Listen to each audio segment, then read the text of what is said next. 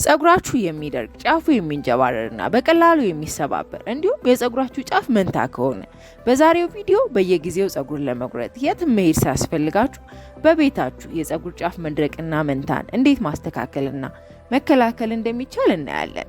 የጸጉር ጫፍ መድረቅና መንታ የሚፈጠረው የጸጉር ጠባቂ ክፍል ፕሮቴክቲቭ አውተር ሌየር ተብሎ የሚጠራው በተለያየ ምክንያት ሲጎዳ፣ ከነዚህም መካከል ብዙ ጊዜ ጸጉርን በሰዓት ስታይል ማድረግ፣ በቂ እንክብካቤ አለማድረግ በእነዚህ ምክንያቶች ሊሆን ይችላል።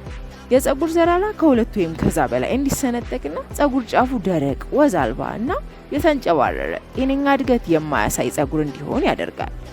የቤት ውስጥ እንክብካቤ የጸጉር ጫፍ መንታ እንዳይፈጠር ከተፈጠረም በኋላ ወደ ታች እንዳይራዘምና ባለበት እንዲቆም በቀላሉ በቤታችን የሞቀ ቅባት እንክብካቤ ሆት ኦይል ትሪትመንት የሚባለው ማለት ነውና ማስኮችን መጠቀም እንችላለን።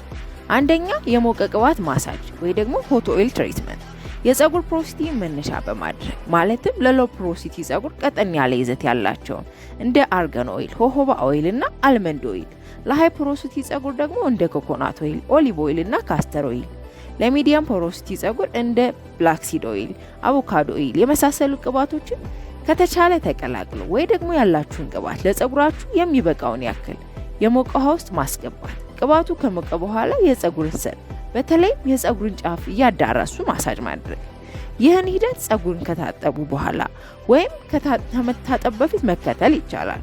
ጸጉራችሁን ከመታጠባችሁ በፊት የምትጠቀሙት ከሆነ ከተቀቡ በኋላ ላስቲክን አድርጎ ለ1 ሰዓት ማቆየት።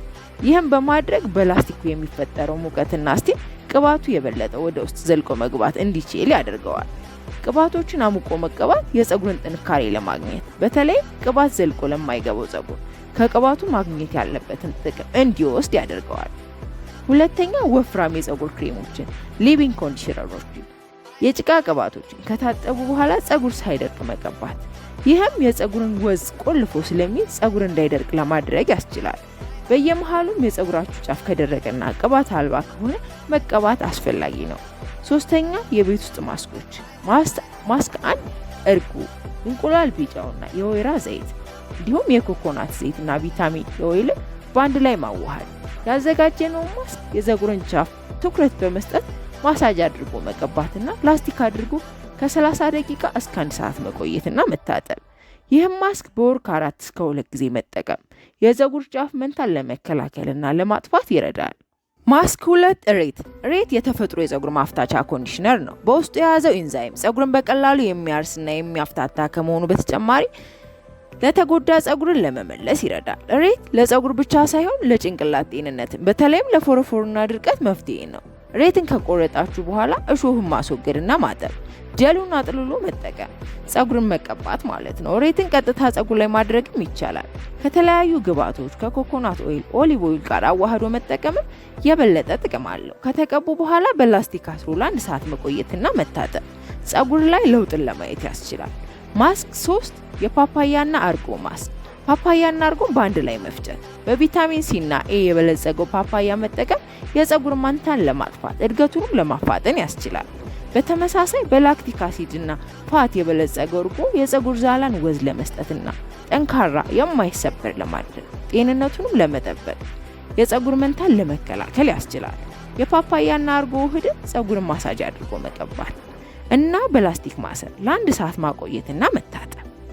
ማስክ 4 የአቮካዶ ማስክ አቮካዶ በፋትና ኒውትረንት የበለጸገ በመሆኑ ለጸጉር ቅባትንና ወዝን እንዲሁም ጥንካሬን በመስጠት መንታን ለመከላከል ከስሩም ጠንካራ የሆነና የማይነቀል ጸጉር ለማሳደግ ይረዳል። አንድ አቮካዶንና ኮኮናት ኦይልን በአንድ ላይ አዋህዶ መፍጨት፣ ጸጉርን መቀባትና በላስቲክ ማሰር ከ1 ሰዓት በኋላ መታጠብ ጸጉር መንታን ለመከላከል ይረዳናል። የጸጉር መንታን እንዴት መከላከል እንችላለን? ጸጉርን በአመት ከ2 እስከ 3 ጊዜ ጫፉን መቁረጥ። ይህም የሚወሰነው እንደ ጸጉራችን ሁኔታና ጉዳት ነው። ጸጉርን መታጠብ የምንጠቀመው ውሃ ለብ ያለ ውሃ መጠቀም፣ በሞቀ ውሃ አለመታጠብ። ጸጉርን በማበጠር ጊዜ ጥንቃቄ ማድረግ፣ ሰፋፊ ጥርስ ያላቸውን ማበጠሪያዎችን መጠቀም፣ በፎጣ ከማድረግ ይልቅ በቲሸርት ማድረግ። ጸጉርን አዘውትሮ በሳት አለማሳመር፣ ቀለምን አለማዘውተር፣ የጸጉር ቅባትን በትክክለኛው መምረጥ እና መጠቀም፣ በመኝታ ጊዜ ጸጉርን ሹሩባ መስራትና የስልክ ሻሾችን መጠቀም። የመሳሰሉት ናቸው። በተጨማሪ ለፀጉር እድገት በቤታችን የምናዘጋጃቸው የሩዝ፣ የቅርንፉድ፣ አብሽ የመሳሰሉት ውሃዎችን ስንጠቀም ጥንቃቄ ማድረግ። ይህም ማለት ከፍተኛ የሆነ የፕሮቲን ይዘት ያላቸው የፀጉር ማሳደጊያ ውሃዎችን በአግባቡ ካልተጠቀምናቸው ፀጉር እንዲደርቅና እንዲሰበር መንታም እንዲፈጠር ምክንያት ሊሆኑብን ይችላሉ። ማስታወስ ያለብን ጤነኛ ፀጉርን ለማግኘት ጤነኛ የሆነ የፀጉር እንክብካቤ ልምድ ያስፈልገናል። ያየናቸው የቤት ውስጥ የሚዘጋጁ የፀጉር ማስኮች በቀላሉ የሚገኙ ብቻ ሳይሆን ከኬሚካል ነፃና በቀጣይነት ከተጠቀምናቸው ውጤታማም ናቸው። አብራችሁኝ ስለቆያችሁ በጣም አመሰግናለሁ። በሚቀጥለው እስከምንገናኝ ሰላም ቆዩ። ማንኛውም ልትጠይቁኝ የምትፈልጉት ነገር ካለ ኮሜንት አድርጉልኝ። አመሰግናለሁ።